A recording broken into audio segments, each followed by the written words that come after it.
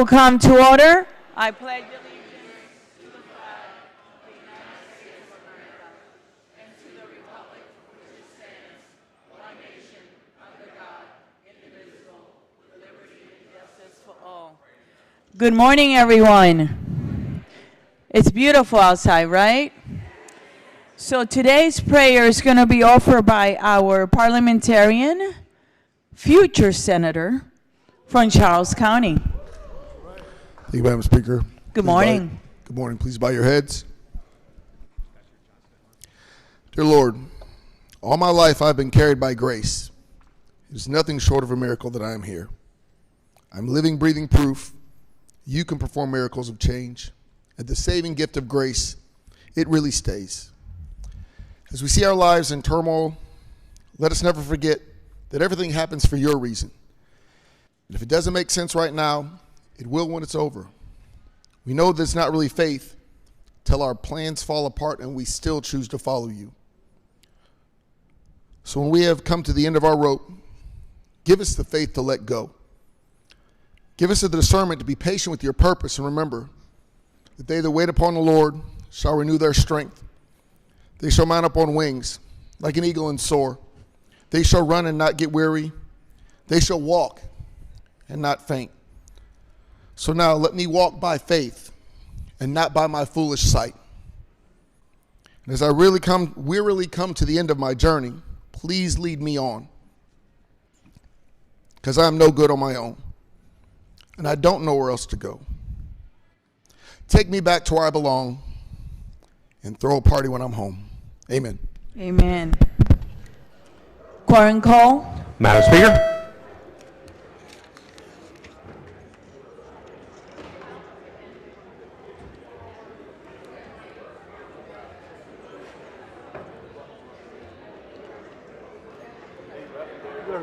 Give people 1 second to come from the back.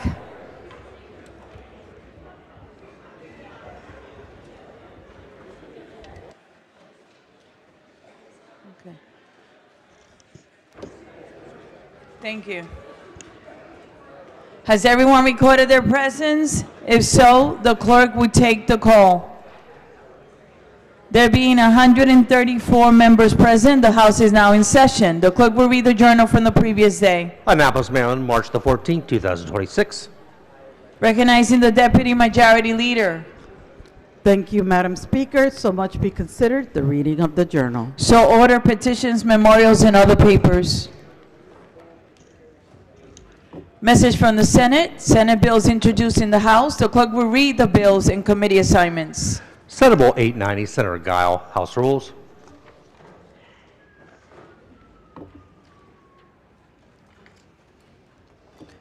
The report of the Committee on Ways and Means, report number 27. The clerk will read the first bill. House Bill 627, Commission on History, Culture, and Civics in Education Establishment. Favorable amendments. Amendment number 1. Recognizing the floor leader, the chair of the committee. Good morning. Thank you so much, You're Madam welcome. Speaker. So much be considered the reading of the amendments. So order. Amendment number 1 is technical. Amendment number 2 modifies the title, membership, and purpose of the commission, requires the commission to review current curricular materials and school calendars, and requires the commission to make recommendations to the State Board of Education and the Maryland Higher Education Commission based on its thorough review. I move the committee amendments. Thank you. The question before the House is the adoption of the amendment. All in favor signify by saying aye. Opposed, no. The ayes have it. The amendment is adopted. The question now is the adoption of the favorable report as amended. All in favor signify by saying aye. Opposed, no. The ayes have it. The favorable report is adopted. Are there any additional amendments to the bill as to its title? Recognizing the gentleman from Southern Maryland. Oh, excuse me. Going back to the chair of the committee. Thank you so much, Madam Speaker. I have an amendment at the desk. Okay. The amendment number is 933320/1. Amendment number 1. So much be considered the reading of the amendments. So order. The amendments add to the preamble and also add a disability community expert to the bill. I move my amendments. The question before the House is the adoption of the amendments. All in favor signify by saying aye. Opposed, no. The ayes have it. The amendment is adopted. Are there any additional amendments to the bill as to its title? Seeing none, I'm recognizing the gentleman from Southern Maryland. Thank you, Madam Speaker. I do have a couple of questions for the floor leader, if she would not mind. Chair of the committee? Madam Thank Speaker, you. thank Yes. you. Thank you. Good morning. Good morning. I see the Historic, Cultural, and Civic Contributions in Education Establishment, it's a commission, has changed substantially. So what does this bill do now that it's been amended pretty substantially? Thank you for the question, Delegate. And we did take a look at this bill and made several changes to it. The purpose and the core is still the same. The bill puts together a commission of experts and also community leaders to come together and review our Maryland state curriculum and ensure that it is reflective of a diverse, accurate, and complete curriculum in our state. So this would be, there would be training of teachers in this particular civics education and cultural and historic education. In other words, would teachers have to be updated with training after the commission took place? So not necessarily. So first, this is a commission model that we're taking. And I should mention that part of the impetus for this bill is that over time, the Ways and Means Committee has heard from a lot of communities, faith communities, various ethnicities who don't see themselves reflected in what our students are learning, especially when it comes to our diverse history and community in our state. So what the bill does is the commission will make recommendations. They'll first review to make sure we have the facts around what's being taught, and they'll make recommendations. Those recommendations can include how we update any teacher training that's necessary in order to implement their recommendations. Doesn't mean that it will happen, but they will make those recommendations. So it says here the commission is going to study school calendars and make recommendations to the state board and the General Assembly, and updating it to professional development courses. Obviously that would mean for teachers. So I think the answer to my previous question is yeah, I think the intent is for this to be updated and for the teachers. So let's talk about the core of the bill.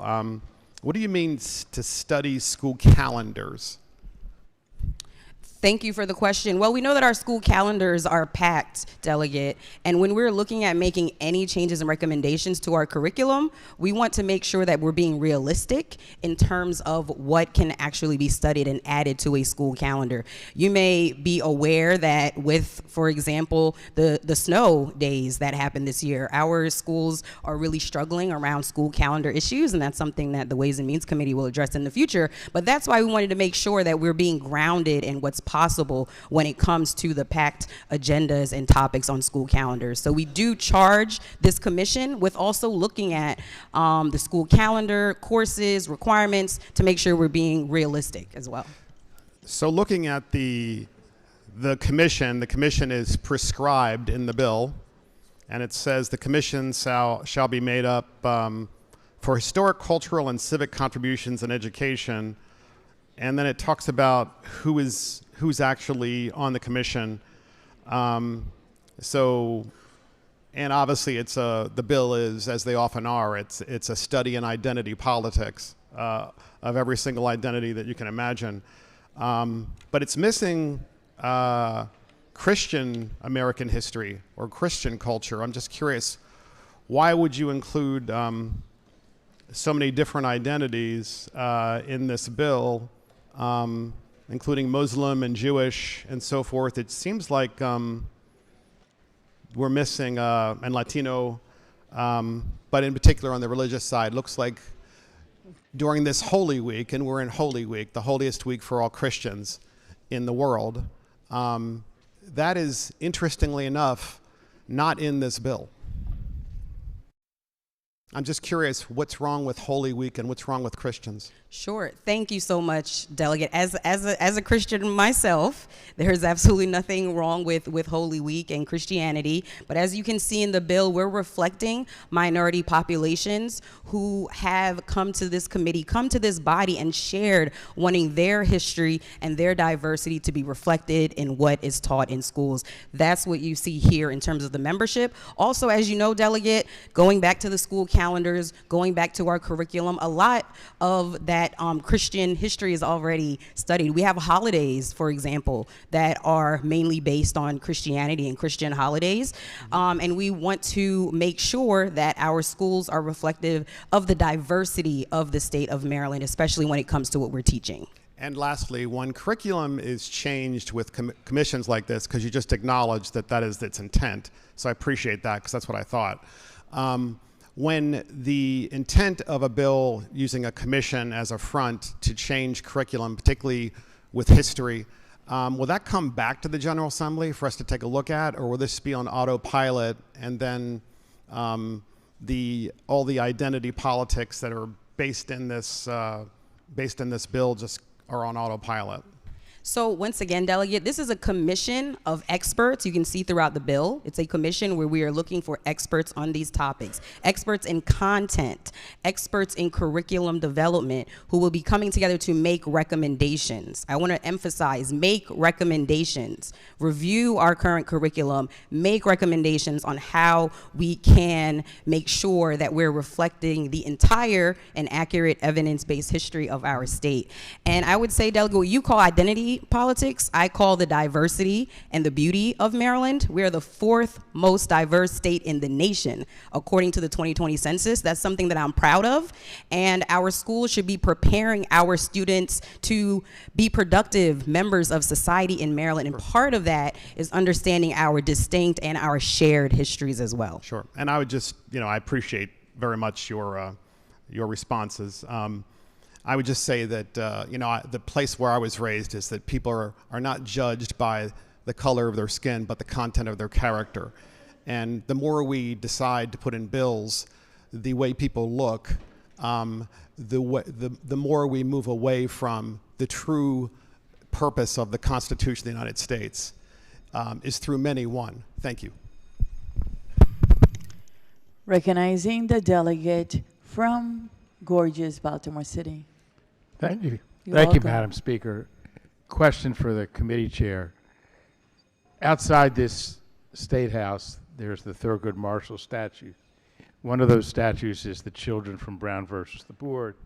Another is the law student on whose behalf Marshall sued to integrate the University of Maryland Law School, Donald Gaines Murray, a Baltimorean. The law school he could not attend because he was black.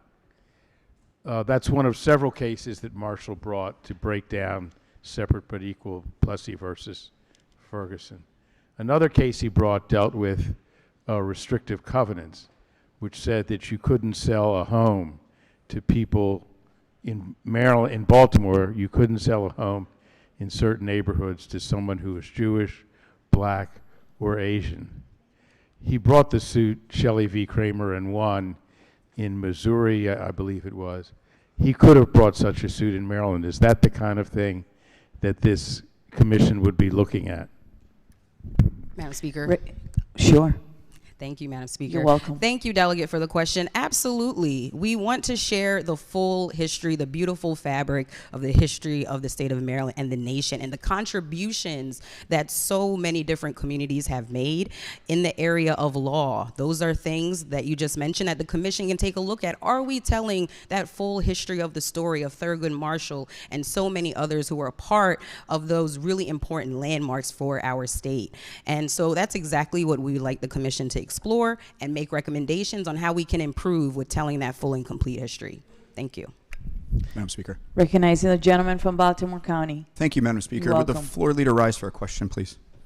Recognizing the full leader, chair of the Thank- committee. Thank you, Madam Speaker. You're welcome. Good morning, Madam Chair. How are you? Good morning. I'm wonderful. How are you doing? I'm doing well. Good. I wanted to explore a little bit along similar lines of the gentleman from Southern Maryland, but a slightly different tact. So I'm Catholic. I'm also part Jewish, so I'm excited to see that there's Jewish representation in there, but I'm curious, not talking about Christian specifically, but Catholic. I mean, we have one of the largest Catholic populations in the country, in this state. Depending upon how you measure it, it's like 1.4 million Catholics in Maryland.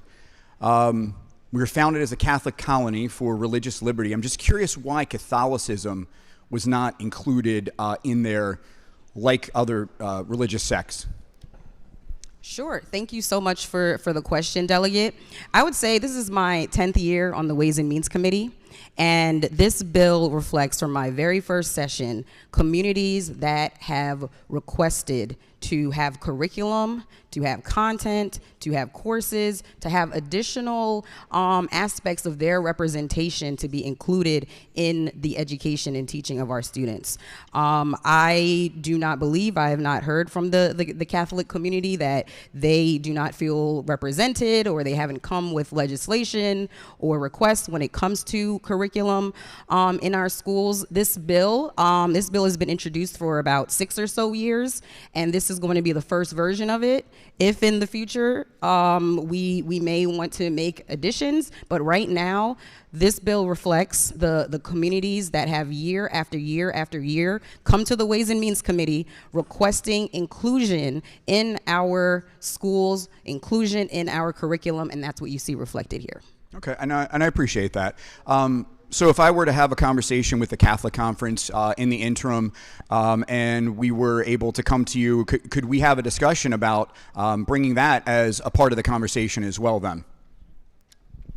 I think right now we have really deliberated on this bill over years and years. This is the bill that we have before us. These are the communities that have really come to us and asked for that inclusion, and that are really representative, mainly I think actually of ethnicities that want to ensure that they're reflected, their students are reflected, that the diverse populations of Maryland are reflected. This is the bill that we are standing behind, and I think that we've done a really thorough job in the Ways and Means Committee of making sure that those communities are represented. Yeah, no, and I appreciate that. I'm talking about in the future. Would you be open to the idea of having a discussion in the future if I get with the Catholic Conference in the interim and us having a conversation about how we could? Absolutely. Okay. All right, great. Thank you. I will follow up on that. Okay. Appreciate it. Delegate from Montgomery, then the delegate from Harper.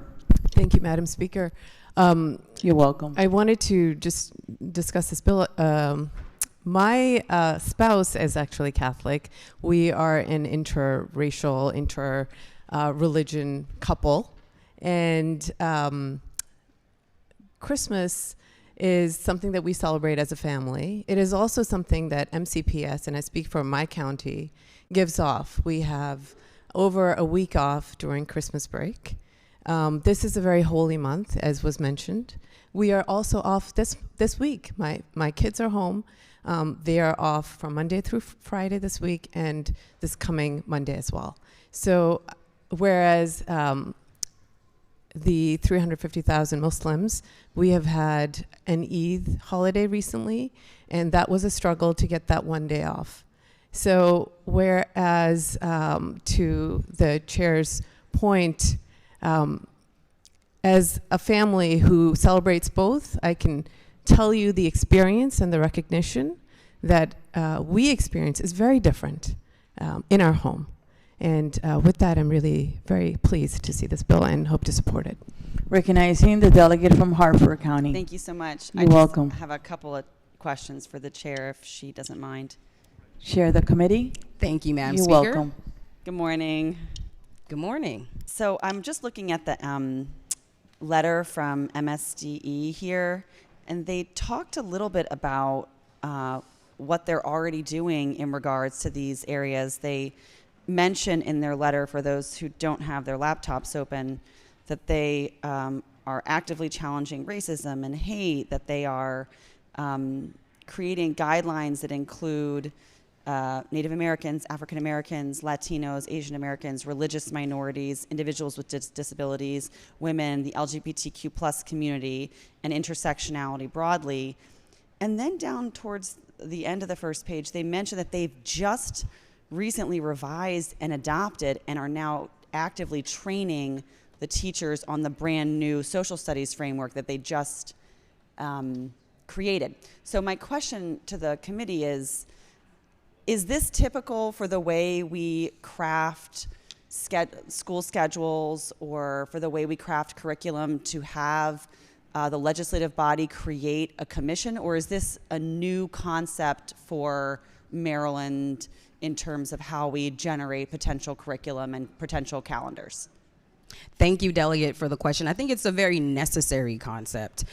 This has been something that, once again, has been asked for a very long time by communities, by residents, by parents, by teachers who want to see us explore more diversity. And we need multiple efforts. I applaud the work that MSDE is doing. Not just one effort is going to solve this issue and make sure that we have the right path forward. So in terms of this legislation, one of the things that I think is important to point out is that we actually have a member from MSDE that will serve on this commission, so that we have, that touch point and that coordination, and that's absolutely critical. And someone who is part of their professional standards and curriculum will serve on this commission. And in addition to that, the commission will report out in a period of 4 years. So it is right in line with when MSDE will likely be next looking at their additional changes to curriculum, so it doesn't get in the way. And these are recommendations.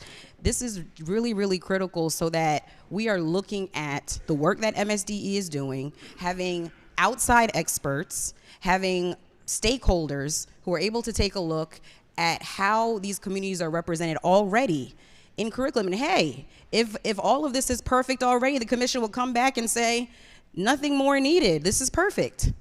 Okay. However, I do believe that they'll have some strong recommendations for us, and MSDE can review those and perhaps implement them.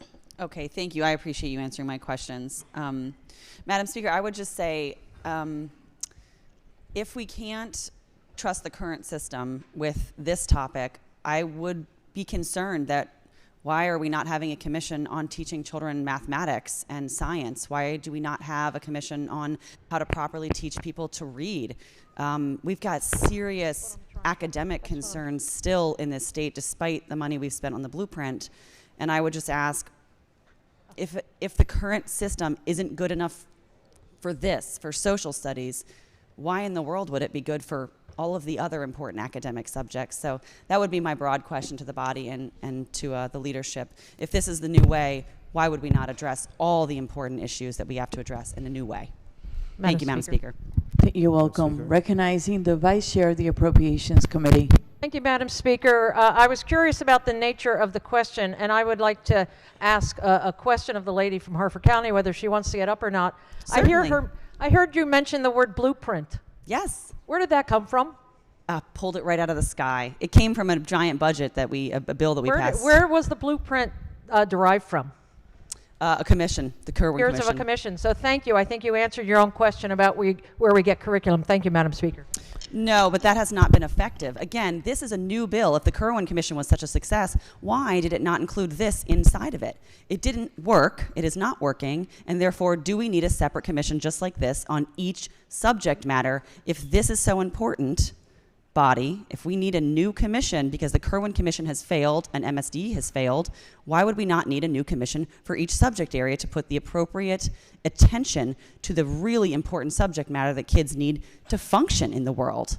Thank you. Recognizing the Chair of the committee. Thank you so much, Madam Speaker. And this is just a quick procedural thing. I can't get the parliamentary piece out of my system, is that I am very much enjoying conversation on this bill, and I will answer all questions. But I do want to remind us that we are on second reader, which is focused in on amendments. So if there are amendments to this bill, I'm happy to entertain those. But we do have a third reader on this bill where broad conversation, debate, questions, discussion can take place. So I do want to remind the body of that. Thank you.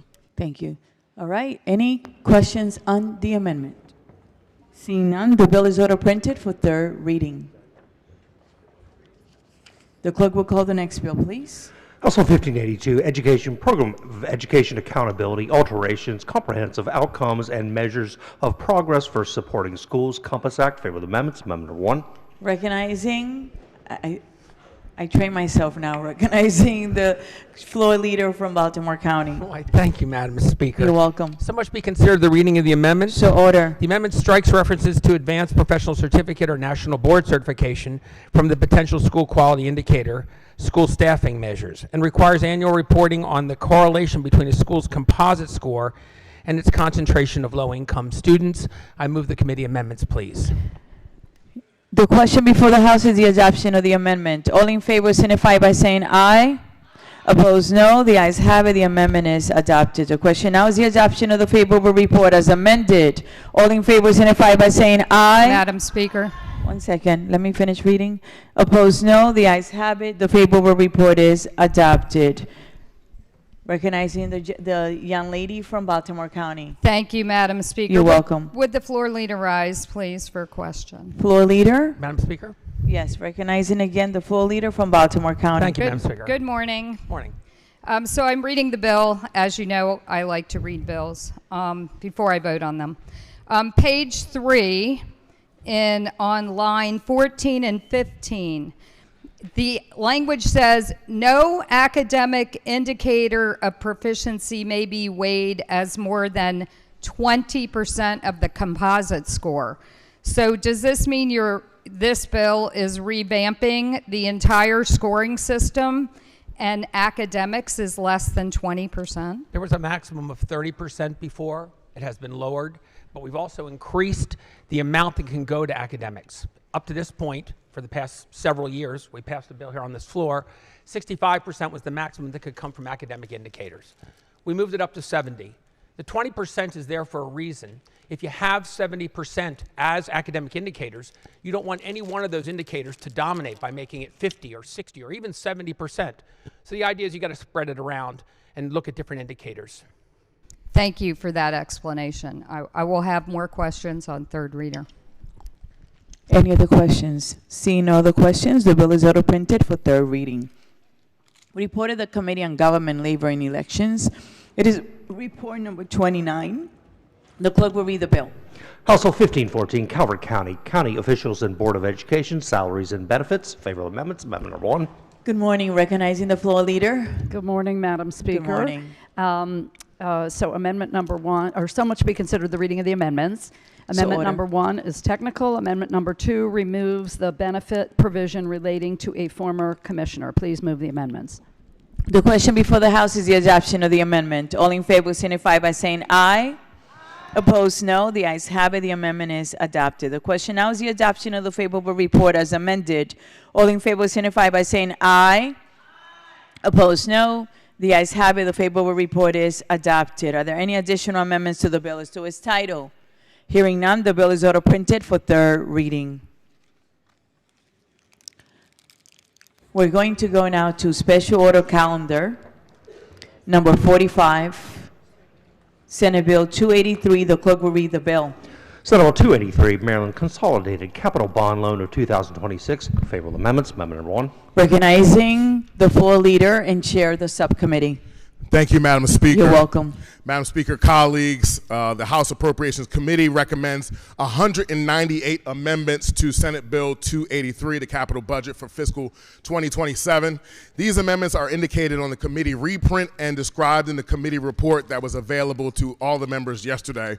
The committee took actions that are fair, balanced, and ensure that the capital budget represents all regions of the state. In approaching our work this year, the committee ensured that we addressed the state's capital infrastructure needs, that we assisted our communities, local governments, and local organizations, and remained within the level of debt proposed by the Spending Affordability Committee and within the state's debt affordability limits. As the chair did on the operating budget and the BRFA last week, and has been the practice in the past, I will introduce the amendments in groups. After describing the amendments, I will then move for each group to be adopted. If any member has concerns about a specific amendment, please ask to have that amendment separated for debate. I ask members to hold any additional amendments until after the committee's amendments have been adopted. Please keep in mind that all amendments are to be drawn to the committee reprint. With your permission, Madam Speaker, Granted. I'd now like to turn to the first group of amendments. Granted to order. Thank you, Madam Speaker. You're welcome. I'm hard of hearing sometimes. It's okay. The first amendment is technical, and I move the first amendment, Madam Speaker. So the question before the House is the adoption of the technical amendment. All in favor signify by saying aye. Opposed, no. The ayes have it. The amendment is adopted. Thank you, Madam Speaker. Amendments 2 through 5 pertain to the Interagency Commission on School Construction and the Board of Public Works. Amendment 2 through 4 specify the method for allocating funds for 3 programs and increase funds for a program. In the Board of Public Works, Amendment 5 increases funding for 1 project. I'd move Amendments 2 through 5, Madam Speaker. The question before the House is the adoption of the committee amendments 2 through 5. All in favor signify by saying aye. Opposed, no. The ayes have it. The amendments are adopted. Thank you, Madam Speaker. Amendments 6 through 21 pertain to the University System of Maryland, Baltimore City Community College, the Maryland Higher Education Commission, the University of Maryland Medical System, the Department of Housing and Community Development, and the Department of Commerce. In the University System of Maryland, Amendments 6 through 11 add funding. In Baltimore City Community College, Amendment 12 adds funds for deferred maintenance. In the Maryland Higher Education Commission, Amendment 13 increases funding for a project. In the University of Maryland Medical System, Amendment 14 adds funds. In the Department of Housing and Community Development, Amendments 15 through 18 restrict funds for specified projects. Amendment 19 reduces funds. Amendment 20 adds funds. In the Department of Commerce, Amendment 21 restricts funds for a specified project. Move the adoption of Amendments 6 through 21, Madam Speaker. The question before the House is the adoption of the committee amendments 6 through 21. All in favor signify by saying aye.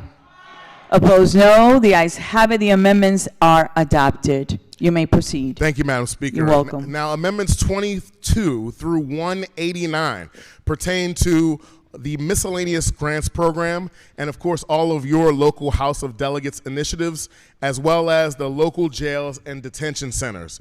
In the miscellaneous grants program, Amendments 22 through 187 add grants, modify funding, and make technical corrections. Amendment 188 adds all of our local House of Delegates initiatives. And in the local jails and detention centers, Amendment 189 adds funding for 1 project. I'd move the adoption of Amendments 22 through 189. The question before the House is the adoption of the committee amendments. 1 second. 22 to 189. Any questions? Yes. Recognizing, let me recognize you, the minority whip. Thank you, Madam Speaker. I'd like to You're pull out welcome. Amendment 69 for an up or down vote, and 112. So Amendment 69 and 112 for an up or down vote. Yes. Floor leader.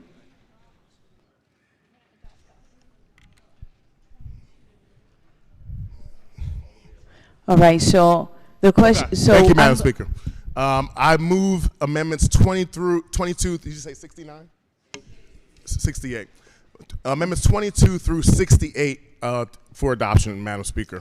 Thank you. The question before the House is the adoption of the committee amendments 22 through 68. All in favor signify by saying aye. Opposed, no. The ayes have it. The amendments 22 through 68 are adopted. You may proceed, recognizing the minority whip. Thank you, Madam Speaker. You're welcome. To the floor leader, good morning. If you could just good morning. Inform the body what Amendment 69 is. You can tell me. I don't have it specifically off the fair. top of my head of the 198 amendments. You're doing good. That's fine. So it's my understanding that 69 is an appropriation for CASA.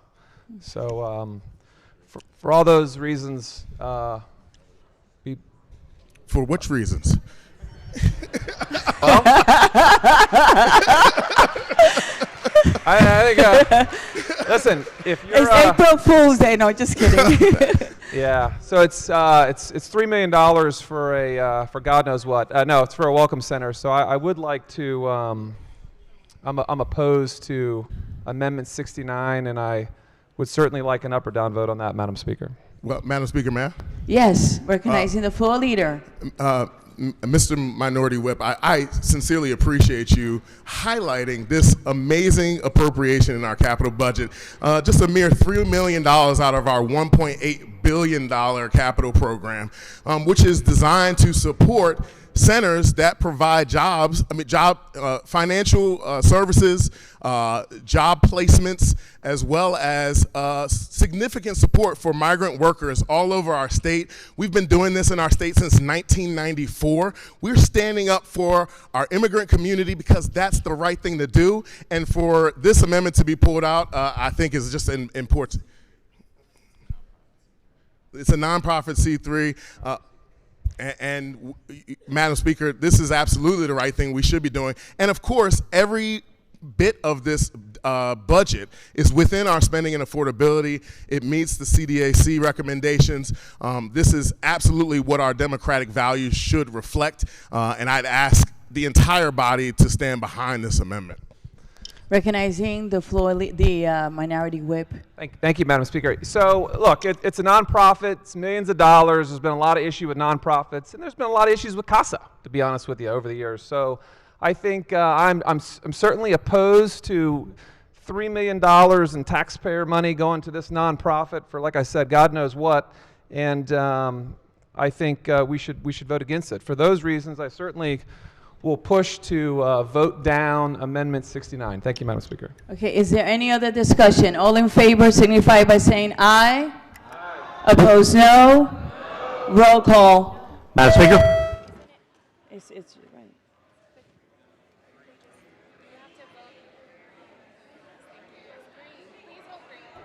Madam Speaker, to explain my vote. A point of order.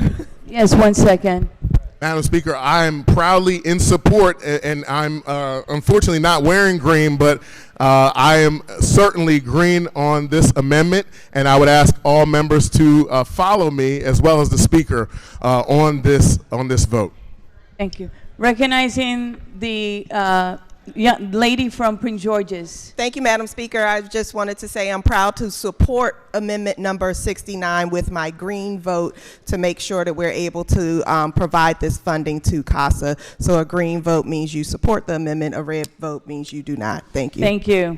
Recognizing the gentleman, the majority whip. Thank you, Madam Speaker. Colleagues, I am a proud alum of CASA, and so not only God, but I also know where this money is going to go, and it's going to go to healthcare, it's going to go to help workforce development, it's going to go help make sure that folks have access to services in our community. Many of us know them as an advocacy group. I know them as a services organization, and that's where many of their millions go as a nonprofit C3. Thank you, Madam Speaker.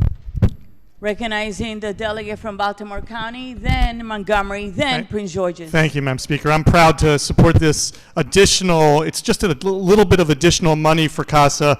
CASA is not only a nonprofit that helps working class Black, Latino, Afro-descendant, indigenous Marylanders, immigrant communities, but also many of my community members who just need a little helping hand. Regardless of their status, they're getting help from CASA, and I look forward to supporting this organization. Recognizing the gentleman from Montgomery. Thank you, Madam Speaker. To explain my green vote for all the other reasons that have been mentioned, but as the Joint Audits co-chair, I know nonprofits were mentioned. I just wanted to point folks to two procurement articles, 7-402, 7-406, that literally lay out verbatim the audit and oversight accountability and transparency measures that are already available to the Department of Budget and Management, to the Comptroller, to the Office of Legislative Audits. Much of the reasons why we can easily pull up at our fingertips exactly where every single capital grant is going is because of those transparency measures in law. So for the reasons already stated, but for the robust oversight that we have for any social grant that is given over $50,000 in the state, I am a proud green vote. Thank you, Madam Recognizing Speaker. the delegate from Prince George's. Thank you, Madam Speaker. I thank my colleague from Montgomery County for saying those words. As somebody who houses the headquarters of CASA, I'm a proud green vote because I know the work on the ground of what they do on a daily basis in helping clean up my community as well as more than 5 to 6 states around this area. They are a powerful entity that's worked for good. Thank you for cooperating and providing a green vote on this issue. The clerk will take the call. There being 97 votes in the affirmative, the amendment is adopted. We have now 70 to 111. Thank you, Madam Speaker. You're welcome. Move for adoption Amendment 70 to 111. The question before the House is the adoption of the amendments 70 through 111. All in favor signify by saying aye. Opposed, no. The ayes have it. The amendments 70 through 111 are adopted. Recognizing the floor leader. We're in 112 now. Thank you. Recognizing the minority leader. Thank you. I've been assigned this task. Thank you. You have been assigned this task. Well, my lovely colleague, he's assigned me to talk about this one. This is, I believe, I want to make sure I get this correct with my friend from Baltimore City. This is a grant of $470,000 for the Montgomery County, I assume Montgomery County just says Montgomery Pride Center. Is that correct? That's absolutely, it says it right in the amendment, Montgomery County Pride Center. Okay. It's the headquarters. Okay. Are we typically in the business of granting government funds to a wide variety of organizations that have a particular political viewpoint?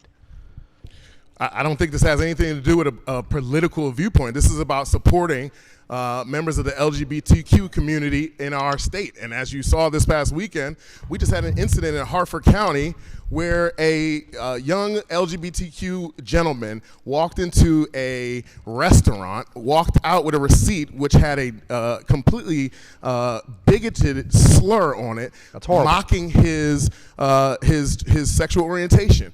And so at this time, such a time as this right now, for us to invest less than $500,000 out of $1.8 billion capital program, I'm not even certain how that raises an eyebrow and why it makes you carry the water of the minority whip. Well, I would suggest that that's an unfair remark, and I'm sure you probably want to take that back. But what I would suggest is this. I don't believe, and I don't think that any rational person, I'd like to think that all of you are still rational, I don't think that any of you rationally believe that spending $500,000 for a building in Montgomery County changes the hearts and minds of a bigot in Harford County, because it doesn't.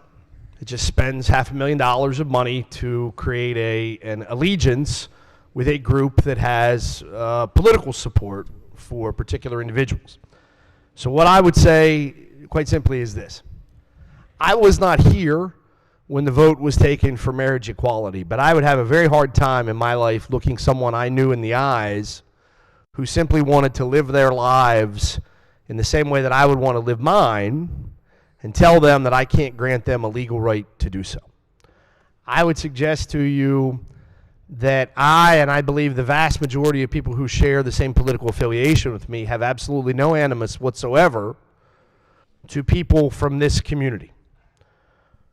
But I would suggest that when we single out organizations, as with the last amendment, organizations who uniformly and universally are politically involved in political campaigns, and we give them financial resources not to support their people, but to support their buildings, to support their capital campaigns, that is probably not the way that all of your taxpayers who pay their property taxes that contribute to the capital budget believe is what's happening with their money.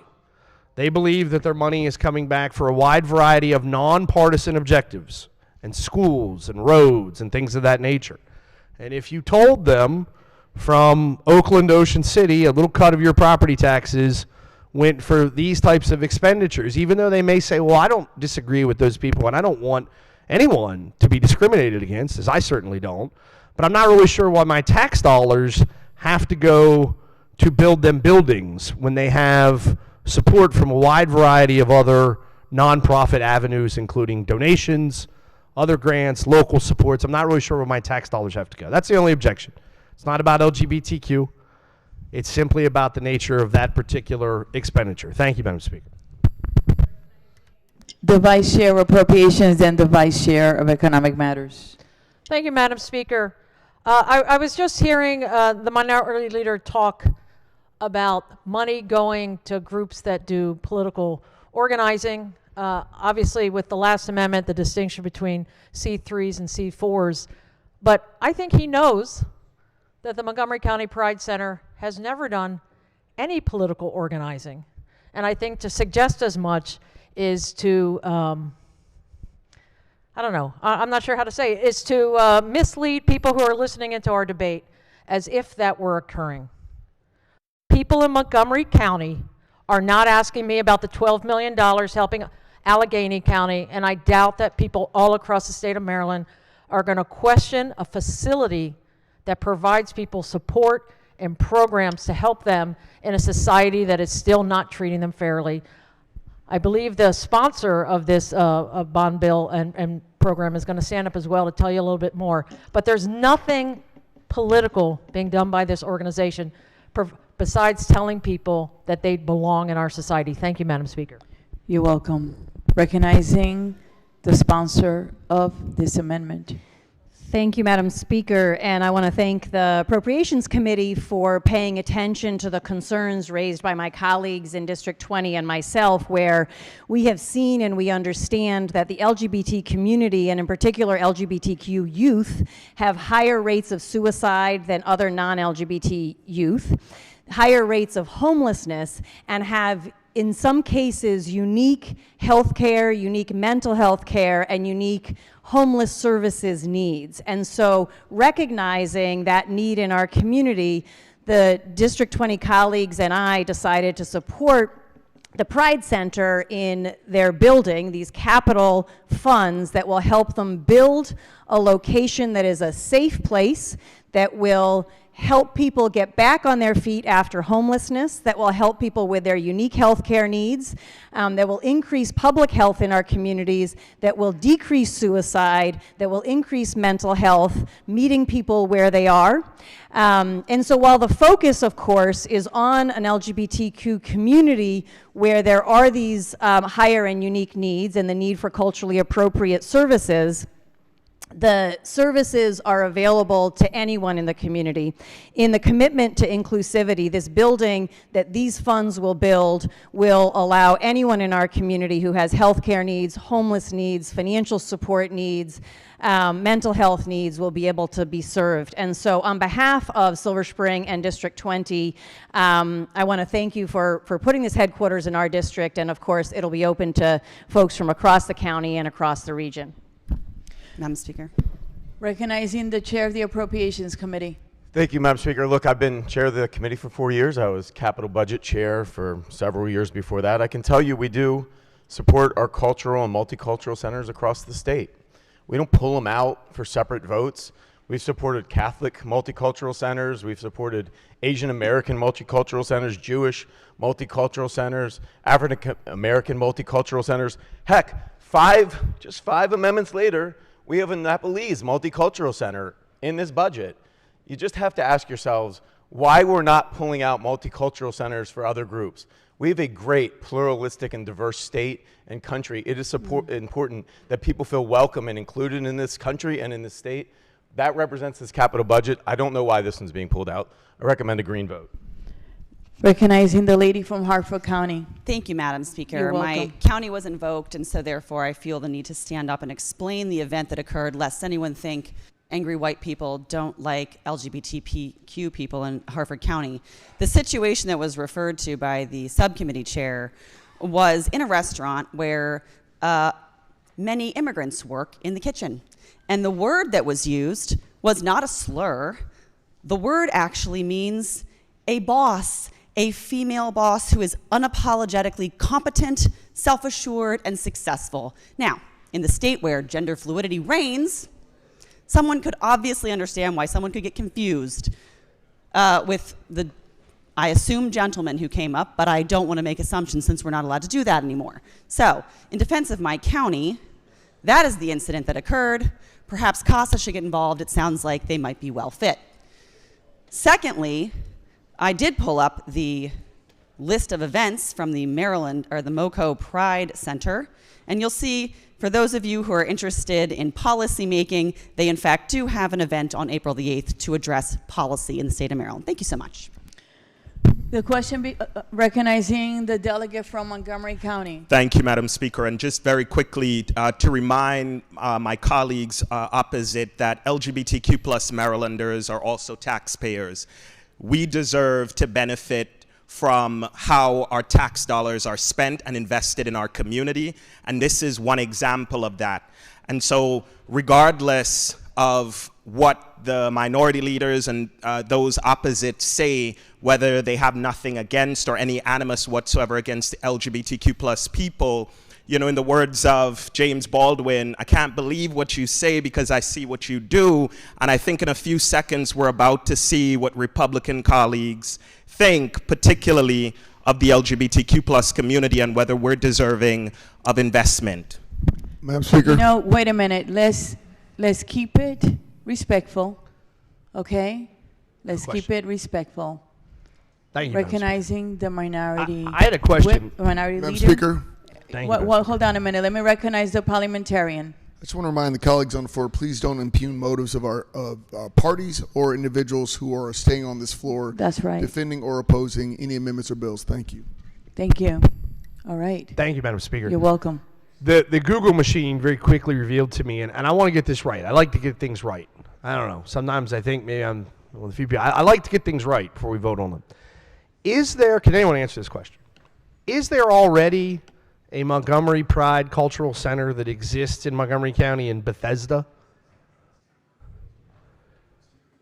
Recognizing the lady, the vice chair of the Economic Matters Committee. Thank you, Madam Speaker. There is an office in Bethesda that sponsors events. What these funds will allow the Montgomery County Pride Center to do is to set up a service location to provide the services that I shared later. So this will be an expansion of what the Montgomery County Pride Center is able to do from the office, which is a couple like just offices, where they're able to sponsor events and do some limited programming, to an actual service center where they'll be able to serve homeless people, where they'll be able to serve mental health needs, where they'll be able to serve other health care needs, counseling, and so on. So to be fair, it's not a duplication, it's an expansion. We're not going to have two centers doing the same thing. Correct. 20, 25 minutes apart from each other. That's correct. Thank you. I appreciate the clarification of that. I appreciate it. Thank you. Thank you. So the question before the House is the adoption of Committee Amendment number 112. All in favor signify by saying aye. Opposed, no. Not supported. The ayes have it. Only 3 people stood up. The amendment fails. Madam Speaker. Oh, I'm sorry. The amendment is adopted. Sorry. May I, Madam Speaker? Want to make sure you were up. No, just kidding. Go ahead. Madam Speaker, Parliamentarian. Hold on 1 second. 1 minute. I'm still trying to back up and get some clarification on what just happened there. Sure. I believe, I'd like to ask the parliamentarian, when someone says roll call, that's when members stand up, correct? I believe the Yes, members- but you needed 4 people to stand up. And they have to stand up and So say when the roll term roll call was announced, 2 or 3 members stood up. It wasn't appropriate. We moved past that bill way before the motion of roll call was ever said right then. Again, when the people stand up, I believe it's 5 people have to stand up and say roll call to get a roll call. So, I'm sorry, 7. We've moved past the roll call vote before the motion of roll call was made. It was that you have to have that many people standing up in order to support the roll call. So they're supposed to stand up before they announce roll call? That would be out of the rules of our chamber, because only 2 people should be standing, which is, in this case, me or you right now. So unless we start reading minds in this chamber, I have to let for the Excuse me roll 1 call to second. happen. I did say roll call. Once roll call was stated, then you need the members to stand up to support the roll call. If not enough members stand up, then it goes without. And 4 members have to stand up, and there were only 3. Yeah. Okay. We'll check the videotape again. on It's that. the Thank you. member plus 4, so it's 5, okay? We'll make sure we're all standing in the next one. Thank you, Madam Thank Speaker. you.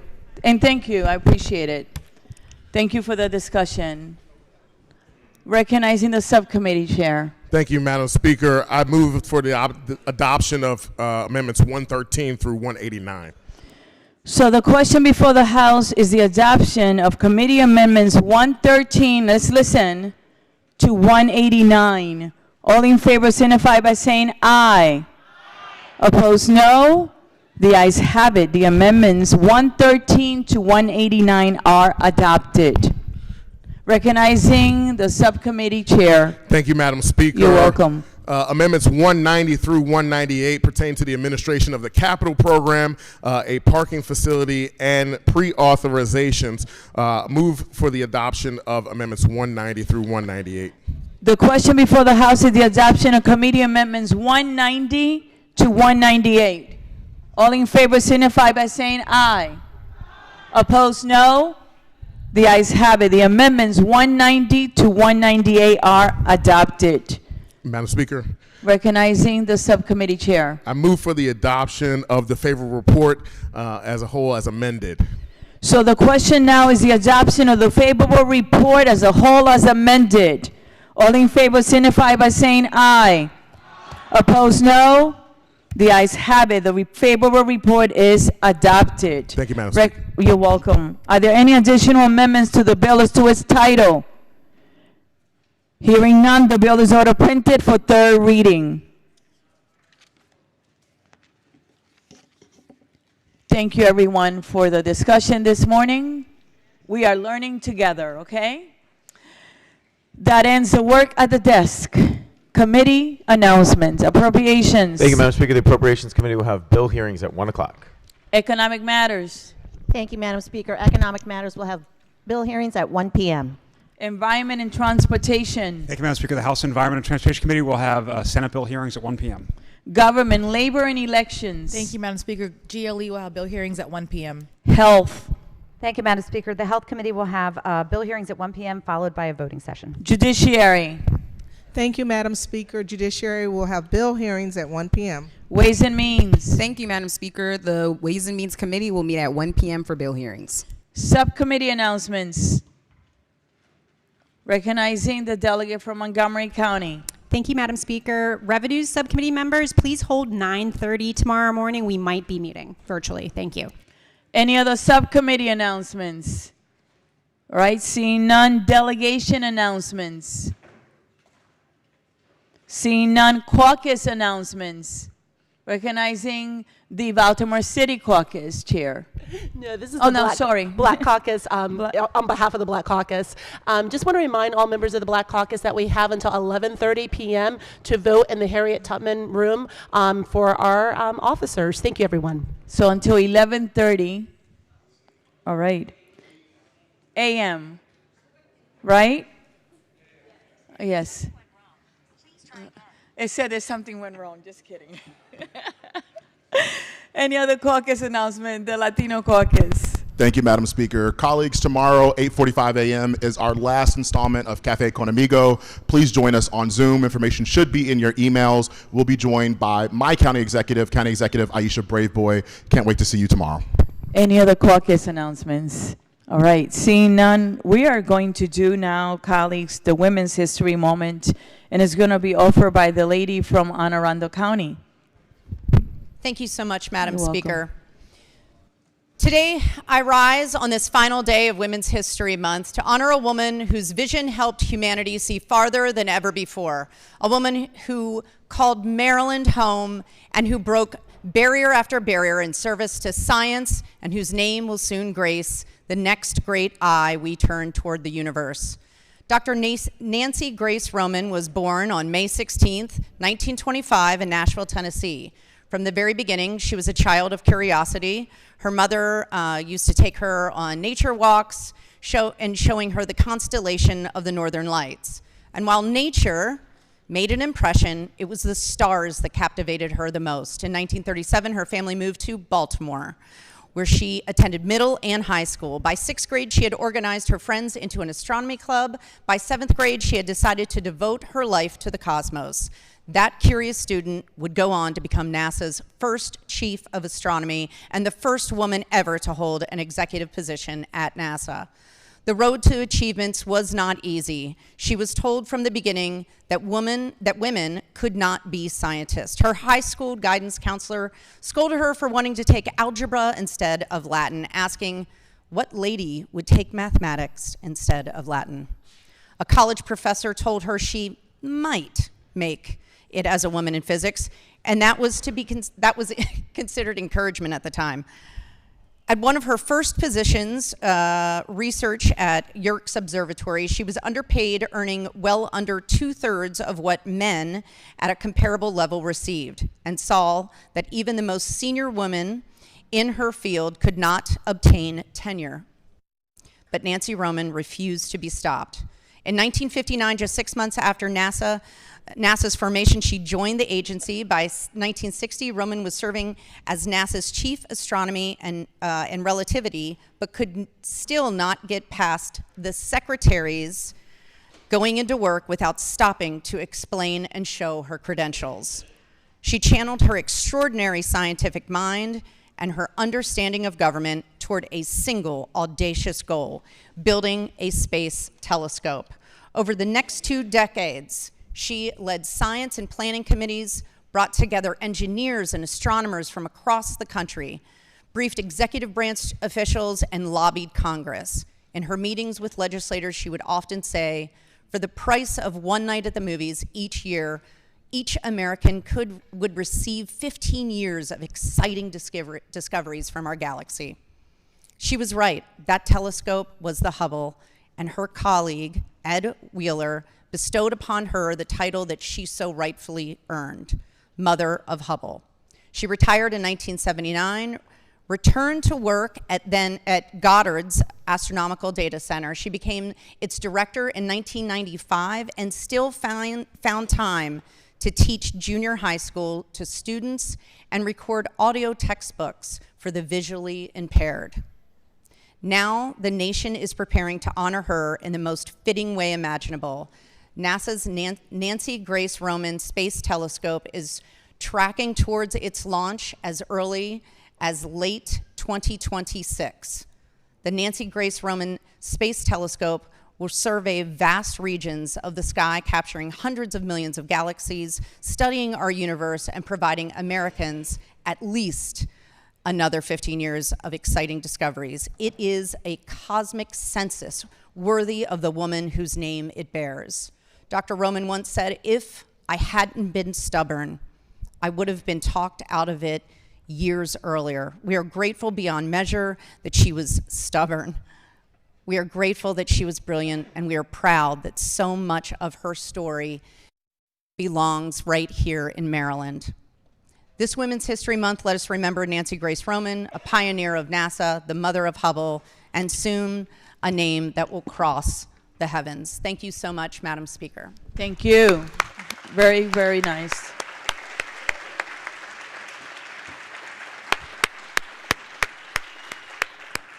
Beautiful. Any personal or guest announcement recognizing the delegate? Recognizing the delegate from Baltimore County. Thank you, Madam Speaker. Ladies and gentlemen, we have some of the greatest mavericks in the state of Maryland, a group of Eastern Technical High School students. Would you stand up, Eastern Tech, if you're still up there? You're supposed to be. You're on the other side. They are. There you go. They're right there. I will tell you that Eastern Tech is the blue ribbon school of the state and soon to be of the nation. Little side note, Madam Speaker, is that in 1971, I was selected to go to Eastern, back then it was called Eastern Vocational High School. I wanted to go to that school so bad that I took cosmetology. And all the girls used to shampoo my hair. That's why I'm bald today. But every day my head was shampooed. But Eastern Tech is a very great school. Let them know you appreciate that. Welcome. Recognizing the Vice Chair of the Government, Labor, and Elections Committee. Thank you, Madam Speaker. Members of the Welcome. House, will you please join the members of the Frederick County delegation in welcoming members from the Frederick County Chamber of Commerce joining us in the front gallery today. Welcome. They are led by the Chair and President and CEO, the former delegate from District 3B, Rick Weldon.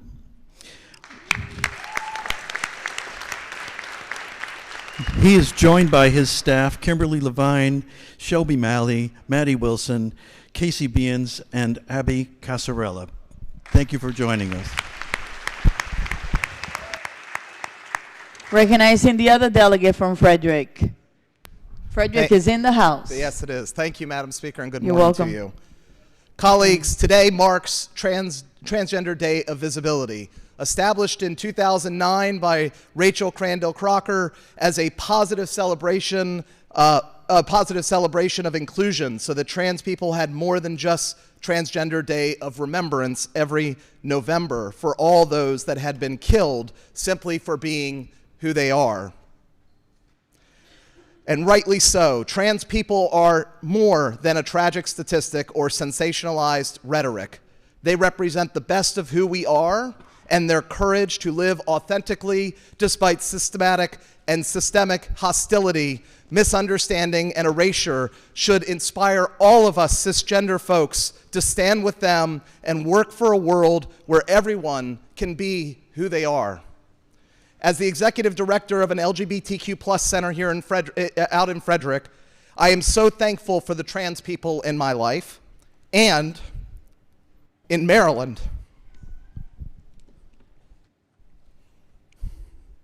Doing the work to build the community and advocate for collective rights and liberation.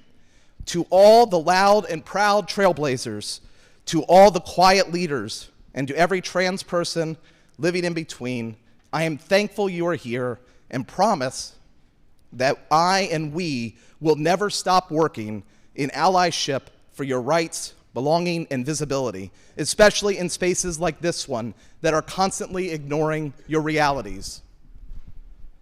Trans people say all the time that visibility without material support is simply a target on trans people's backs in this antagonistic cultural moment, especially today as the Supreme Court delivered yet another devastating blow to LGBTQ+ rights, overturning conversion therapy camps across the country.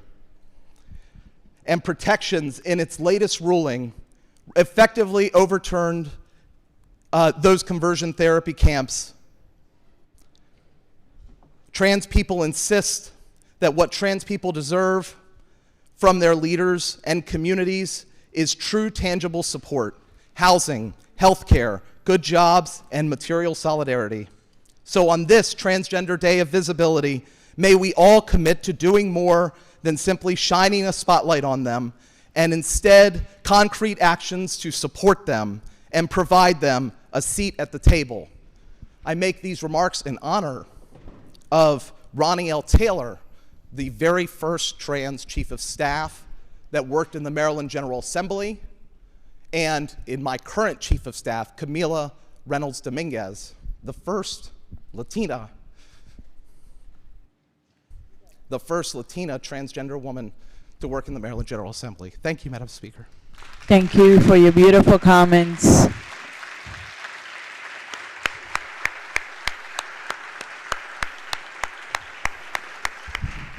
Madam Speaker.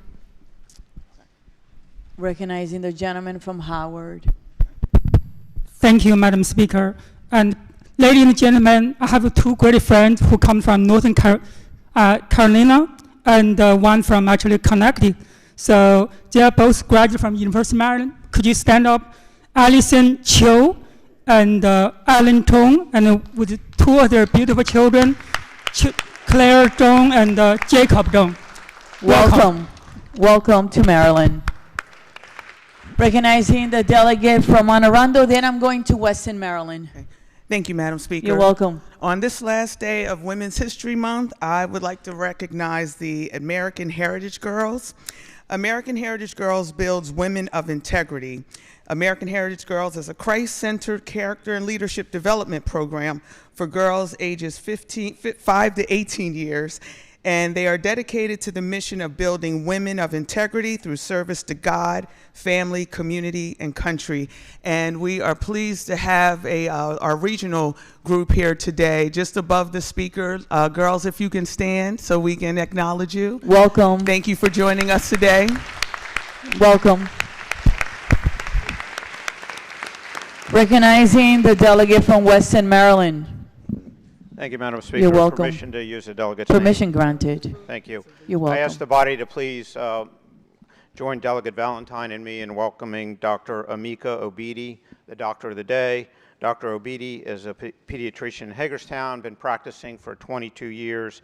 He owns and operates a private practice, partners in pediatrics and adult care, and has been voted the best pediatric practice in the tri-state area for 2 years in a row. So let's welcome Dr. Obidi. Thank you. Welcome to the House. Thank you for being with us.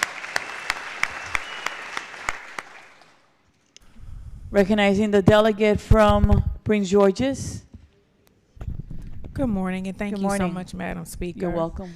Madam Speaker, colleagues, and honored guests, it is my pleasure to recognize a group of amazing constituents, the Sassy Seniors from Suitland, Maryland. Love the name. Yes. Thank Welcome. you. Miss Jeannie said she was going to join. Where is she? Is she here? I want them to see her. But this outstanding group is made of both men and women aged 65 and over that are active members in the community. They make a meaningful impact in the community. The Sassy Seniors are a vibrant and engaged organization that not only enjoy fellowship through activities such as trips on the Odyssey, casino outings, plays, and other excursions, but remain deeply committed to the community. They meet every month to distribute food at Samuel Massey Elementary School, demonstrating their ongoing dedication to supporting families and uplifting their community.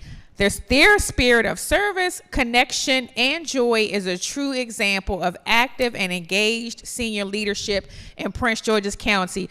Madam Speaker, permission to use delegates' names? Permission granted. Thank you so You're much. welcome.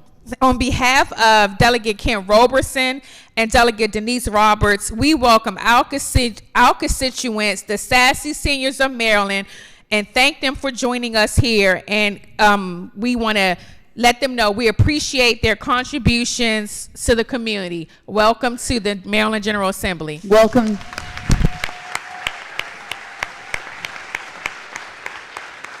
Thank you for being with us today. Any other personal recognizing the delegate from Prince George's? Thank you. Then I'm coming to Baltimore City. I travel fast. Thank you, Madam Speaker. You're welcome. And welcome to the Sassy Seniors. But today, even as you see the Sassy Seniors, there will also be lunch provided by the Agrivoltaics in Maryland by the Bethesda Green. I welcome you to room 170 between 12:30 and 2:30, so you can not only enjoy some lamb chops, as my delegate from the Eastern Shore shared, and goat cheese, but also see how solar is used on farmland and how we can both have solar panels along with viable farmland as well and growing in those areas. So please join us in room 170. Thank you so much, Madam Speaker. You're welcome. Recognizing the delegate from Baltimore City. Thank you, Madam Speaker. I just want to briefly introduce a couple of constituents who are here from the 40th Legislative District. I have one of my favorite constituents, Lauren Bimmy Bird, who's also here with her daughter, Malia Phillips, who is a student at the Baltimore School of the Arts and was one of the only students selected to play violin and has now been playing the violin alongside the Baltimore Symphony Orchestra. Let's give it up for that. That's awesome, yes. Right? And she's also joined by her niece, Scarlett Hosier, who's a fourth grader who resides in District 8. Welcome. Welcome to the House. Recognizing the delegate from Carroll County. Thank you, Madam Speaker. You're welcome. I think, am I the last one here? All right, save the best for last. So I've got a guest down here visiting Annapolis. He's brought his family along with him. He's been a great volunteer back in Carroll County, young activist. Doesn't even have his driver's license yet. Has his mom driving him around everywhere. It's, his kid's working really hard, and his mom's, she's putting in the hours as well. So I'd like to welcome down here to Annapolis Michael Cruz and his family. Welcome. And after we get off the floor here, I'm going to be giving them an exclusive tour of the State House. So if anybody's ever been interested in receiving a tour by me, you can line up by the stairs and join us. So thank you. Enjoy it. Any other personal guest announcements? All right. So we have quorum call. Madam Speaker. While everybody records their vote, I want to thank you for the civil discussion. We have only 13 days left I know people are tired. We're very proud, all of us, of the work we have done thus far. So let's be kind and patient, all right? And enjoy this beautiful day. The clerk will take the call. There being 132 members, the House is still in session. Recognizing the majority leader. Thank you, Madam Speaker. You're welcome. I move that the House stands adjourned until Wednesday, April 1st at 10 o'clock a.m., legislative date March 16th. All right, take good care of you. Thank you, everyone.